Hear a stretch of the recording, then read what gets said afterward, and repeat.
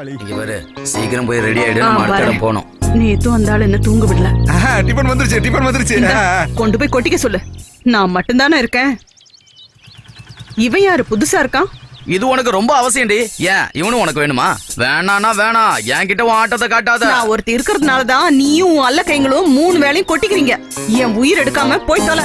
இல்லாட்டினாலும் நீ சமைச்சு போடுறத அந்த நாய் கூட சாப்பிடாது. இத காட்டிக்கிட்டு போயிடும் தெரியுமா? ஐயோ அவசரப்பட்ட. அட என்னடா ஒரே சத்தம்? வந்தது வராதமா ஸ்டார்ட் பண்ணிட்டியா நீ?